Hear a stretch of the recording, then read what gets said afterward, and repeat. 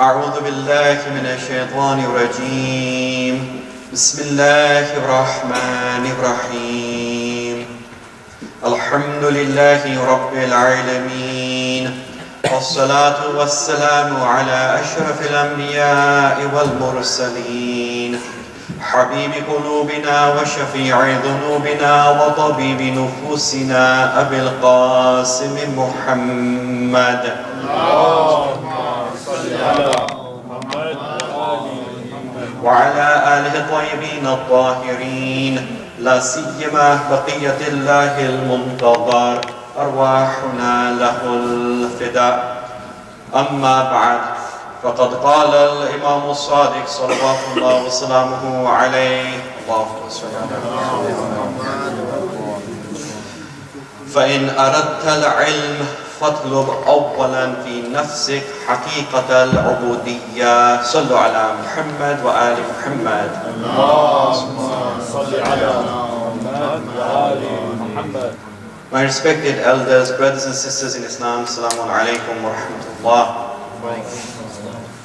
عظم الله أجورنا وأجوركم بمصابنا بالحسين عليه السلام. There is a very important hadith known as the tradition of Unwan al-Basri. Now before we discuss this tradition, which is replete with fantastic words of wisdom and advice for the seekers to get proximity to Allah subhanahu wa ta'ala, I'll just mention a few things about the importance of this tradition. In fact, it is very difficult to find a single book on Islamic spirituality that does not mention this tradition in one way or the other. And there have been many commentaries written about this hadith of Unwan al-Basri. In fact, it is also reported that Sayyid Mirza Ali Qadi Tabatabai, he was obviously the teacher of Allama Tabatabai in practical ethics. He would not accept any new student to teach practical ethics to unless that student expressed their commitment to this hadith. He would tell them to write it down, to act upon it, to keep it in their pocket, and to read it at least once a week. And it is also reported that this tradition is one of those traditions that really all the ulama of akhlaq, they have used it in some way or the other in their instructions to their students. Now, this tradition, the first thing we have to note is that it is narrated by someone called Unwan al-Basri. And this person was a 94-year-old man. And this for us is a great lesson and it's a source of inspiration because, as we will see, this tradition is all about seeking closeness to Allah subhanahu wa ta'ala and spiritual development and seeking knowledge. And therefore, when we hear of 94-year-old people going to seek this type of advice, then of course it's really a source of inspiration for us all, that really we must always seek knowledge and try to get closer to Allah subhanahu wa ta'ala, literally from the cradle to the grave. So now, as for this tradition, well, it's a very long tradition, but the part that I would like to concentrate on more is a part which relates to haqiqatul ubudiyyah, the reality of servitude. What does it mean what does it mean by true servitude of Allah subhanahu wa ta'ala? And in fact, this will complement the lectures that we have been having over the last 6 nights on the characteristics of the Ibadur Rahman.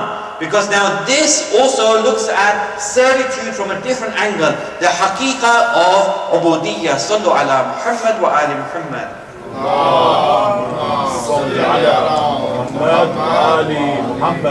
So now this tradition starts off with Unwan al-Basri narrating that he used to attend the circles of Malik ibn Anas. the head of the Maliki school of thought. But then, when he hears that our sixth holy Imam, Imam Jafar al-Sadiq, salawatullah wa salamuhu alayhi, Allahumma salli ala Muhammad wa ali Muhammad, has come to Medina, Unwan al-Basri goes to our holy Imam to seek knowledge from him. Now, at the beginning, the Imam does not accept him as his student. And so now Unwan al-Basri is extremely disappointed by this. He goes to the Holy Prophet's mosque and he prays there to Allah subhanahu wa ta'ala that, oh Allah, make the heart of our holy Imam incline towards me. And he prays to Allah that make him to be, allow him, give him this message and make him to be my teacher so that I can use this knowledge to find the right path. So now, having made this prayer, Unwan al-Basri's disappointment is so great that in fact he reports that I didn't even leave the house. I stopped attending Malik ibn Anas's circles. The only reason for which I would leave the house is for Salatul Jama'ah. That's the only reason why I would leave the house. But then his patience runs out. And he goes to the Holy Sixth Imam once again and he asks him again. So the Imam, this time he says to him, well, what is it that you want? And he says that I pray to Allah subhanahu wa ta'ala to make your heart incline towards me and so that I may learn from your knowledge. So now, after all of this insistence, the Imam accepts. And then the Imam begins to impart these wonderful gems of knowledge and advice to him. And truly, these are very beautiful jewels for us all to benefit from. The first thing that the Imam tells him is about knowledge itself. And he defines knowledge as nur, as light. He says knowledge is not learning, meaning knowledge is not conventional learning. Learning meaning, in this tradition, things like we might pick up in a class from books. He said this is not ilm. And then he goes on to define ilm as light. Light which is placed in the heart of the person whom Allah tabaraka wa ta'ala wishes to guide. And then he goes on to explain to him that there are three things that somebody must do in order to get this light. And he says to him, the first thing, which is the sentence I mentioned in the sermon a few moments ago, he says, فَإِنْ أَرَدْتَ الْعِلْمَ فَاطْلُبْ أَوَّلًا فِي نَفْسِكَ حَقِيقَةَ الْعُبُودِيَّةِ. So if you want knowledge, then the first thing that you must do is seek in your heart the reality of servitude. These are really great lessons for us all who are trying to gain this light, who are trying to gain this knowledge. The first thing we must do is seek haqiqatul ubudiyyah, the reality of servitude. Now I'll explain this in more detail in a moment, but just to give you the other two pieces of advice he says with regard to seeking knowledge, he says you must also seek knowledge by putting it into use, and thirdly, seek from Allah subhanahu wa ta'ala that He makes you understand. And if you do this, Allah will make you understand. But leaving that aside for now, I want to concentrate on that first statement, that if you want to seek knowledge, seek in your heart first of all the reality of servitude. So now Unwan al-Basri asks the Imam, he says, Ya Aba Abdullah. Aba Abdullah is of course the kunya of our sixth holy Imam. Oh Aba Abdullah, ma haqiqatul ubudiyyah. Oh Imam, what is the reality of servitude? And the Imam says, thalathatu ashya. Three things. And these three things I'd like to expand in more detail. We can call them the three dimensions of true servitude. And like I said, this ties in very well, it complements those discussions that we had about the characteristics of the Ibadur Rahman, and they are truly words of wisdom for us all. Sallu ala Muhammad wa ali Muhammad. Now, one of the dimensions of Haqiqatul Ubudiyyah that the Imam mentions in this tradition narrated by Unwan al-Basri is all to do with the divine administration and entrusting of Allah subhanahu wa ta'ala and entrusting all affairs to Him. So this is talking about tadbir of Allah subhanahu wa ta'ala and tafweed, entrusting everything to Allah. I'll explain in more detail what this means. So now the Imam, the actual words that Unwan al-Basri says is وَلَا يُدَبِّرُ الْعَبْدُ لِنَفْسِهِ تَدْبِيرًا. What does this mean? The Imam says that that one of the dimensions of Haqiqatul Ubudiyyah is that the servant does not make plans for himself. Now, when we hear this, questions come to our mind. What does the Imam mean that the servant does not make plans for himself? Because we are always advised to make plans. You know, we have lots of statements that we hear all the time about this. You've all heard of the 5 P's. What are the 5 P's? The 5 P's, they say, refer to this whole encouragement, this idea of encouraging planning all the time. Proper planning prevents poor performance. Okay? So we are always encouraged to make plans. Another statement we hear all the time, the one who fails to plan, plans to fail. So how do we put these two together? Also from our traditions, we have lots of traditions that encourage us to make plans. So from our Mawla Amir al-Mu'mineen Ali ibn Abi Talib sallallahu wa sallamu alayhi, he says planning before taking action prevents someone from stumbling, from tripping up. Another tradition from the same holy Imam, he says the one who delays his planning brings forward his destruction. So now, how can we tie these two together? On the one hand, the Imam saying that one of the dimensions of a Haqiqatul Ubudiyyah is that the Arab does not make plans for himself, and on the other hand, we have all of these statements and traditions encouraging planning. Well, the answer is that yes, we should always make plans. We must act responsibly and plan for our future, but we must always bear in mind that the final result of whether or not those plans will come into fruition rests in the hands of Allah subhanahu wa ta'ala. So we can make all the plans we want, and we should plan, definitely. There is no question about that. But what the Imam means, don't rely solely on your plans. Don't think that it is just your plans that will enable you to achieve a result. You must leave that final result to the tadbir and the administration of Allah subhanahu wa ta'ala. Sallu ala Muhammad wa ali Muhammad.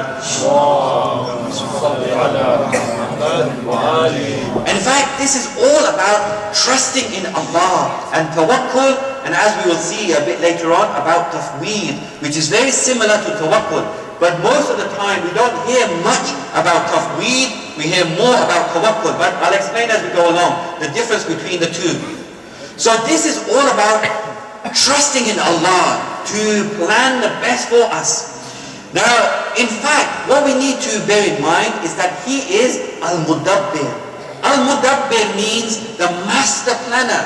He is the one who is the divine administrator of all things. We read about this in Surah Al-Imran, verse number 159, where Allah subhanahu wa ta'ala says, فَإِذَا عَزَمْتَ فَتَوَكَّلْ عَلَى اللَّهِ إِنَّ اللَّهَ يُحِبُّ الْمُتَوَكِّلِينَ. So when you have resolved to do something, you decide to do something, then trust in Allah. After you have made that resolve, then trust in Allah. Verily, Allah loves the mutawakkilin, those who trust in Him. So now, In fact, we can say, we've all heard of this very famous tradition from our sixth holy Imam, Imam Jafar al-Sadiq, salawatullah wa salamuhu alayhi, Allahumma salli ala Muhammad wa ala Muhammad, where he says, wa'il rahilatak wa tawakkal. Tie your camel and trust in Allah. This is a very famous statement, but it points to the same teaching, that act responsibly.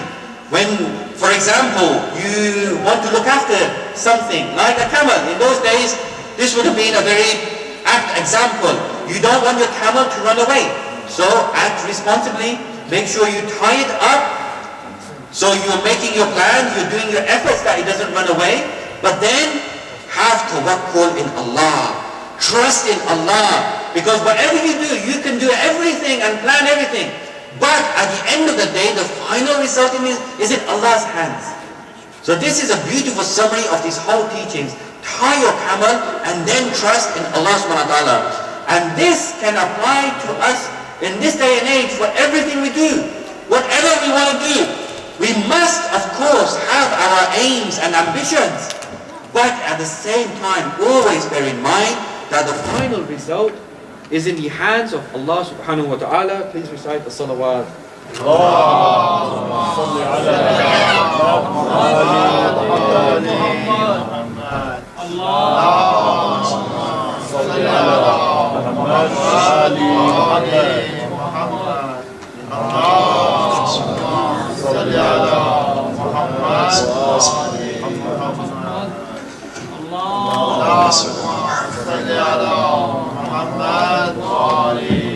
And so we can say that if that plan that we had in mind comes to fruition, it happens, then alhamdulillah, it is exactly what Allah wanted as well, and Allah made it happen. But this is the key lesson for us. What about those plans that don't come to fruition, that just don't take place? Then also we should realize that as long as we have tried our best, we have really put in all the effort, and it was something good for us to attempt doing in the first place, then again we should realize that Allah subhanahu wa ta'ala had a reason why it didn't take place, why He didn't want it to happen. And in fact, this is the meaning of that expression that we use all the time, Insha'Allah. Insha'Allah means exactly the same thing, if Allah wishes. So we might say, Insha'Allah, tonight I will go to Sakina Trust and attend a majlis. But that means that I will do everything I can. I will put in the effort and make my plans. But inshallah, if Allah wishes, or if He doesn't wish this to happen, then I will not attend the majlis in Sakina Trust. Sallu ala Muhammad wa ali Muhammad. And this has really great impacts for our spiritual development, because we can use the same teaching whenever we are faced with hardships. So, when we are faced with hardships, there are two types, in fact, of hardships. One type of hardship is that which we bring on ourselves. Okay? It is the result of our own actions. So, if perhaps one of the younger brothers and sisters who are sitting here tonight, just bear this example in mind. That if, for example, you don't study for your exam, and you're just playing games all the time and watching TV all the time, and say you happen to fail your exam, then of course this is a hardship that you have brought on yourself. This is one type, a typical cause and effect type of relationship. We brought it on ourselves. But there's another type of hardship that we experience, and that is the type of hardship that really Allah's wisdom necessitates. Even though we might not have done anything to do with it. We might not even know, why has this happened to us? Some type of bala that has afflicted us, but it was really nothing in our hands as far as we can tell. This is the second type. And so if we use this teaching here, we can just say to Allah subhanahu wa ta'ala that yes, this is something that you have planned. There is hikmah, there is wisdom behind it. I don't know the wisdom and hikmah behind it, but I entrust all my affairs to you. I know that you are the mudabbir, you love me more than I love myself. And therefore you plan the best for me. You want the best for me even more than I do myself. And so in this way we can use the hardships to get closer to Allah subhanahu wa ta'ala. And we'll see in fact how the Ahlul Bayt, especially the heroes of Karbala, both the Shuhada and the Usara, the martyrs and the captives, how they were therefore able to use this teaching of entrusting everything to Allah subhanahu wa ta'ala to help them bear the afflictions of that great test. Sallu ala Muhammad wa ali Muhammad. Allahumma salli ala Muhammad wa ali Muhammad. For indeed, in this tradition of Unwan al-Basri, the Imam goes on to mention the benefit of this entrusting in Allah subhanahu wa ta'ala. When he says that the true servant does not make plans for himself, he goes on to mention the benefit. He says, وَإِذَا فَوَّضَ الْعَبْدُ تَدْبِيرَ النَّفْسِ عَلَى مُدَبِّرِهِ هَانَ عَلَيْهِ مَصَائِبُ الدُّنْيَا. He says that when the abd entrusts everything, all his affairs, to the mudabbir, to Allah subhanahu wa ta'ala, the real planner, the real administrator of everything, the afflictions of the dunya, of the world, become easy for him to bear. Exactly what I was mentioning a few moments ago, that the Shuhada and the Usara of Karbala, they were able to easily bear, or more easily bear, the afflictions that befell them because of this great teaching. Sallu ala Muhammad wa ali Muhammad. Allahumma salli ala Muhammad wa ali Muhammad. So it's all about seeing things in a different light. I'll give you an example from one of the anecdotes of Jalaluddin Rumi, who you've all heard of, I'm sure, that great Persian poet. He puts this very beautifully. He gives the example of an exhibition. There were some people who wanted to exhibit an elephant, right? They wanted to exhibit this elephant to people who had never seen an elephant in their life. And this exhibition took place in a very dark room. So whoever went in this room where the elephant was, they couldn't actually see the elephant. So the people who wanted to know what an elephant is and to get an idea of this animal, they would go in this dark room and they would just begin to feel the elephant with their hands because they couldn't see anything. So to get an idea, they had to do this. So now one person, he feels the trunk of the elephant. Another person, he happens to feel the leg of the elephant. Another person happens to feel the ear of the elephant. Another person happens to feel the back of the elephant. Now, when they describe what this animal is like, of course, they would describe it according to that part that they touched. And so one person, the one who felt the trunk of the elephant, he says, I know what an elephant is. It resembles a water pipe. The other person, the one who had touched the leg only, he says, no, I know what an elephant looks like. It resembles a pillar. The third person who touched the ear, he says an elephant resembles a large fan because he had touched the ear. The other person who had touched the back, he says an elephant resembles a great throne. So what is the moral of this story? What is Jalaluddin Rumi trying to tell us? Exactly what we have been discussing. That often our perspective will be limited. Our understanding of things will not encompass every dimension. And so whatever we want to understand, we will understand it according to what we have experienced, what we have seen, what we have heard only. Only Allah subhanahu wa ta'ala has the entire picture.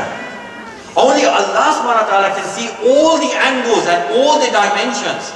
And therefore, when some affliction comes to us, some bala, some trial, some tribulation, We should not approach it in this way, where we can only see one part of it. Rather, we should say that our perspective is very limited. Allah subhanahu wa ta'ala, He is the only being that can see all angles. Sallu ala Muhammad wa ali Muhammad. Really, it's all about changing the mindset. You know, in this type of wider society that we live, okay, it's a society which encourages individualism. That the individual is the center of everything.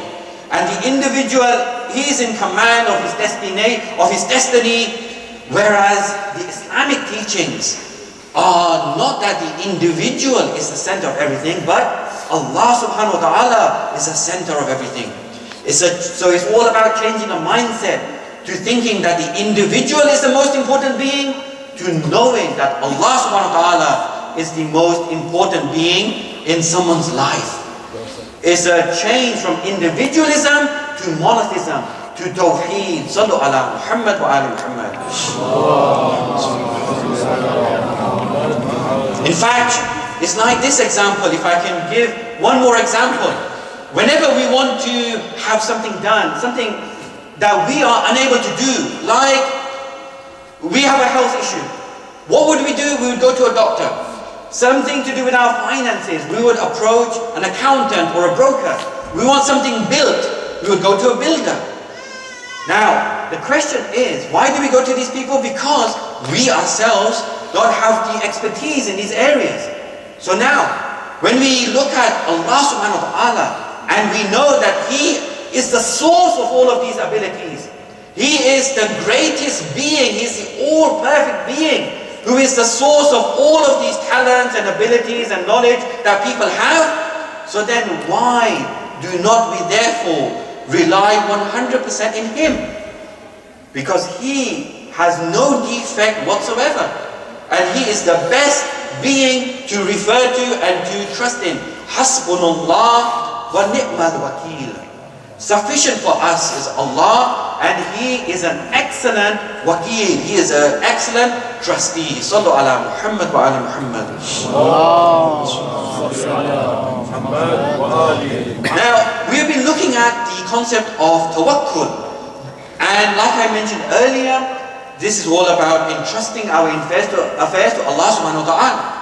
But the actual statement of Imam Jafar Sadiq in this tradition of Unwan al-Basri, Allahumma salli ala Muhammad, is, it doesn't mention the word tawakkul. When he points to that benefit of the abd not making plans for himself, he uses the word tafweed. Tafweed means consignment or entrusting everything to Allah subhanahu wa ta'ala. Again, that statement he says, وَإِذَا فَوَّضَ الْعَبْدُ تَدْبِيرَ نَفْسِهِ عَلَى مُدَبِّرِهِ كَانَ عَلَيْهِ مَصَائِبُ الدُّنْيَا. When the abd entrusts his affairs to the mudabbir, Allah subhanahu wa ta'ala, the afflictions of the dunya become easier for him to bear. So now, what is the difference between tafweed and tawakkul? Now this requires a bit more concentration. Because often we hear the word tawakkul, we don't hear the word tafweed much. But it is mentioned once in the Holy Quran, only once. And that is in in Ghafir, chapter 40, verse 44. This mention in this place involves this story, which I'm sure you are aware of. The mu'min of Al Fir'aun, that believer of the people of Fir'aun. This is the only place where the word tafweed or one of its derivations is mentioned in the Quran. The story is that Nabi Musa had obviously come to Fir'aun with the truth, but Fir'aun did not accept it. So Fir'aun plans to kill Nabi Musa. Now, there was one person who defended Prophet Musa, and that was this mu'min Ali Fir'aun, the believer of Ali Fir'aun. He had concealed, he had hidden his faith, and he defends Nabi Musa and he tries to admonish the people. But what happens is, they resolve to do something evil. The verse says, فَسَتَذْكُرُونَ مَا أَقُولُ لَكُمْ. Soon you will remember what I tell you. And then the mu'min of Ali Fir'aun says, فَأُفَوِّضُ أَمْرِي إِلَى اللَّهِ. I entrust my affair to Allah. He uses the word tafweed. And then he goes on to say, إِنَّ اللَّهَ بَصِيرٌ بِالْعِبَادِ. Why? Because Allah subhanahu wa ta'ala knows best the affairs of His servants. So, then what happens in the story is that he is saved in the next verse. فَوَقَاهُ اللَّهُ السَّيِّئَاتِ مَا مَكَرُوا. Allah subhanahu wa ta'ala saves him from the evil that they had planned. Allah saves him because he had done this great entrusting of his affairs to Allah subhanahu wa ta'ala. Now, what is the difference here? Why does Allah subhanahu wa ta'ala mention tafweed and not tawakkul? What is the difference between the two? Well, first of all, we see that there is a wonderful tradition from our 7th Holy Imam, Imam Muhammad, salawatullah wa salamuhu alayhi. He was asked about a verse in Surah At-Talaq, verse number 3, where Allah subhanahu wa ta'ala says, وَمَنْ يَتَوَكَّلْ عَلَى اللَّهِ فَهُوَ حَسْبُهُ. The one who does tawakkul in Allah, the one who trusts in Allah, he is sufficient for him. So the Imam replies that tawakkul has various stages and degrees, and he explains one of them. Then he says, فَتَوَكَّلْ عَلَى اللَّهِ بِتَفْوِيضِ ذَلِكَ إِلَيْهِ. Here we find the difference between tawakkul and tafweed. He says, so practice tawakkul, but practice it by practicing tafweed of the affairs to Allah. So what this is telling us is that tawakkul is slightly different from tafweed. Now, an explanation of this is given by Imam Khomeini rahmatullah in his wonderful work 40 Hadith. In this work he says, possibly the Imam wanted to lift the level of the questioner. He wanted to make him rise from tawakkul to tafweed. And he says to him that in tawakkul, this is the difference between the two. He says in tawakkul, there is still an element of ayness, meaning there is still a hint of my affairs. Why? Because in tawakkul, now this requires a bit more attention. In tawakkul, we are saying, oh Allah, be my wakil for me, for my affairs. I am unable to look after these affairs truly myself, so I am entrusting them to you. They are my affairs, I am doing this, I am giving these to you. Be my agent, be my substitute, be my deputy. But in tafweed, there is no sense of I-ness at all. Why? Because in tafweed, the person acknowledges that, who am I? I am no one. Everything is the kingdom of Allah subhanahu wa ta'ala. And within this kingdom, there is me. So I belong to Allah subhanahu wa ta'ala. And within this kingdom, therefore, are also my affairs. So my affairs also belong to Allah subhanahu wa ta'ala. This is the difference between the two. In tawakkul, there is still a sense of I-ness, me and my affairs, and I am consigning and entrusting these to Allah subhanahu wa ta'ala.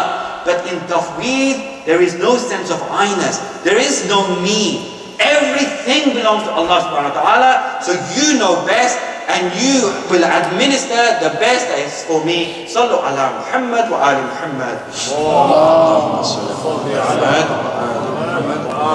And in fact, this is what all of the martyrs and the captives of Karbala practiced. Even sometimes when we see the word tawakkul mentioned, we know definitely that they practice tafweed, meaning that they practice consigning all their affairs to Allah subhanahu wa ta'ala. And just as the 6th Holy Imam said, when somebody practices this, they consign and they entrust all of their affairs to Allah, hana alayhi masaib ad-dunya. The masaib of the dunya, the afflictions of the world become easy for them to bear. Now I'd just like to give you this example towards the end of the day of Ashura, in Aba Abdullah, in his last moment. how he practices on this day of Ashura. His last dua, when we listen to his last dua, it is all about this. It is a fantastic example of someone who shows this complete servitude in Allah subhanahu wa ta'ala and practices this tafweed and tawakkul in Allah subhanahu wa ta'ala. Despite all the afflictions he had seen, still, let's listen to his last ever dua. He says, وَأَسْتَعِينُ بِكَ ضَعِيفًا, and I seek help from you in a state of being weak. And then he says, وَأَتَوَكَّلُ عَلَيْكَ كَافِيًا. Allahu Akbar. And I trust in you, for you are sufficient.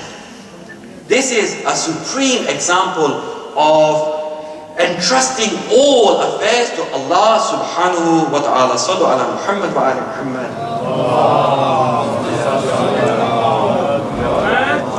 Finally, I'd like to just mention this, another anecdote from Jalaluddin Rumi, which really encapsulates this whole discussion in this one story. He says that there was once a snake catcher, and this snake catcher had this really beautiful snake, and one day a thief comes along and he steals this snake from him. So now what happens is this snake catcher is always praying to Allah subhanahu wa ta'ala that enable me to find this thief and get my snake back. But Allah does not answer his prayer. So one day he actually comes across a dead man.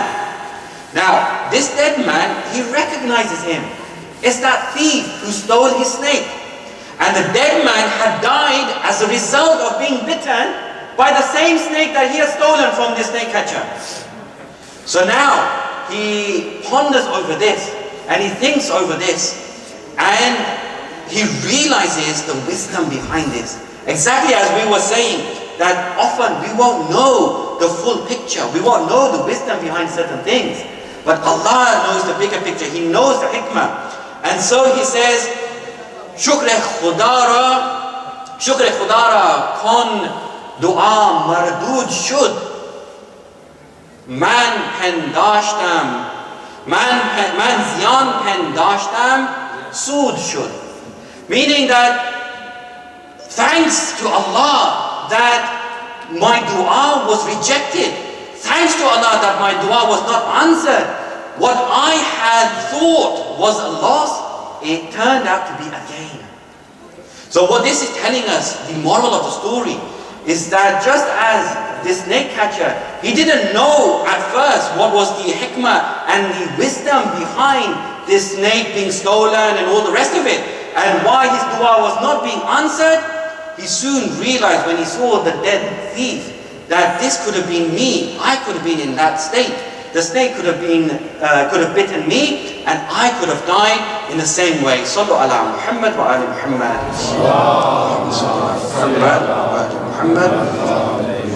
And just as Allah subhanahu wa ta'ala says in Surah Baqarah, that sometimes what we think is good for us is not really good for us. What we think is bad for us is really good for us. The opposite happens. He says, أَنَا أَن تَكْرَهُ شَيْئًا وَهُوَ خَيْرٌ لَكُمْ. He says, عَسَىٰ أَن تَكْرَهُ شَيْئًا فَهُوَ خَيْرٌ لَكُمْ. Sometimes you might think that something is really, you don't like something, but it is good for you. And the opposite is true as well. وَعَسَىٰ أَن تُحِبُّ شَيْئًا وَهُوَ شَرٌ لَكُمْ. Sometimes you think something is good for you when really it is bad for you. And then he says, وَاللَّهُ يَعْلَمُ. Allah knows. وَأَنْتُمْ لَا تَعْلَمُونَ. And you do not know. So we must always, inshallah, try our best to practice this great teaching taught to us in this hadith of Unwan al-Basri, of always entrusting our affairs to Allah subhanahu wa ta'ala. Sallu ala Muhammad wa ali Muhammad.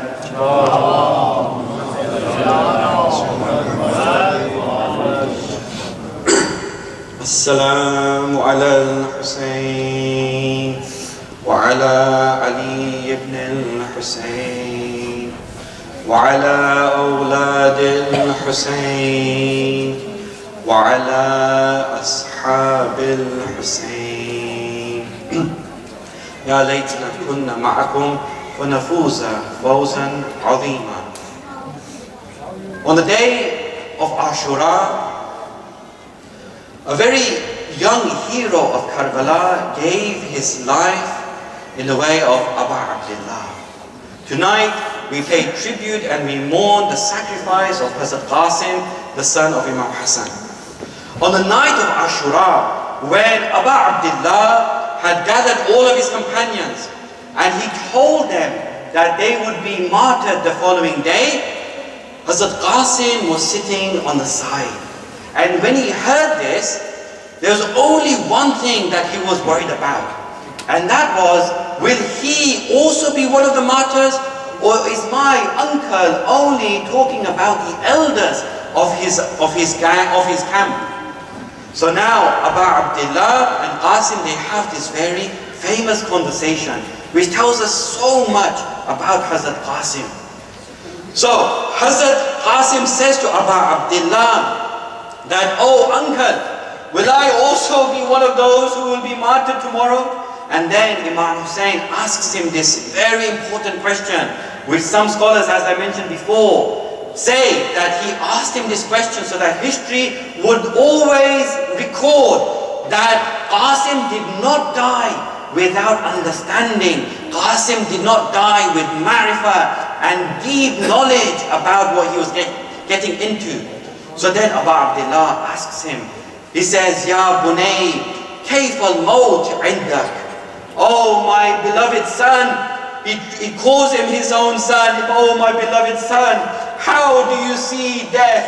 And then these famous words of Qasim where he says, "Ya ammi, ahla min al-asal." Death to me is sweeter than honey. This is the only ambition and aim that Qasim had, that he would sacrifice himself for Abu Abdullah. Look at the maturity of this young boy. It is narrated he was only 13, or some reports say 16, but spiritually he was incredibly mature. So now Qasim, when he has this conversation, Abu Abdullah, he says to him, "Oh Qasim, indeed you will also be one of the martyrs, but only after Allah has tested you with a great trial." And now, you know, my brothers and sisters, this is always a big difference between looking after one's own children and looking after the children of one's brothers or sisters. This was the position of Abu Abdullah in relation to Qasim. Qasim, the son of his brother Imam Hassan, it was more difficult to take care of him. It is always more difficult to look after one's nephew or one's niece. And so when Qasim goes to Abu Abdullah to seek permission to fight, how is Abu Abdullah supposed to give him permission? How will he tell him, "Yes, go," when this nephew of his reminds him of his own brother Imam Hassan? So first Abu Abdullah refuses. He says, "No Qasim, I do not give you permission." But it is reported that Qasim kept on insisting. He kept on insisting. He just wants to sacrifice himself in the way of Abu Abdullah. Eventually, Abu Abdullah, with a grieving heart, gives him permission. So now Qasim, he wants to get ready, but he was so young that there wasn't even armor to fit him. And so it is reported that instead of a helmet, he just wore a simple amama. And the narrator reports, Qasim was extremely handsome, the image of his father. When he came out onto the battlefield, his face was so radiant that he resembled the full moon. And he, first of all, Qasim, when he comes out to fight the enemy, he introduces himself. He says, "In tunkiruni fa'ana far'ul Hasan, Sibtun Nabiyil Mustafa wal Mu'taman." If you don't know me, let me tell you who I am. I am the son of Hassan, the grandson of the chosen and trusted prophet. And then he says, who is his uncle? He says, Hada Husaynun kal asir al-murtahan. This is Hussein, like a captive held as ransom. Baina unasin la suqu sawb al-muzan. Among people who may they never be quenched by the falling rain. One of the enemy soldiers called Amr, he attacks him, and another person says to Amr, oh Amr, what do you want to do to this boy? Are you not satisfied that all the people have surrounded him? Amr says, by Allah, I shall attack him. And he hits Qasim with a sword. Qasim falls face long on the hot sands of Karbala. And as he does so, he says, Ya Amma, oh my uncle. The reporter says, he describes how Hussein came out. Listen to the words of the reporter. He says, Hussein came out to help him like an angry lion. Imam Hussein strikes Ammar with a sword.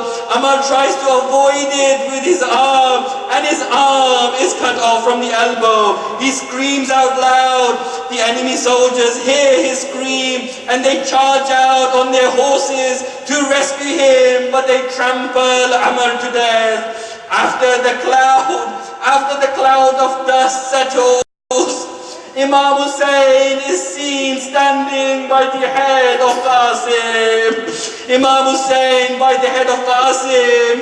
And Qasim, it is reported, he is kicking his feet in pain.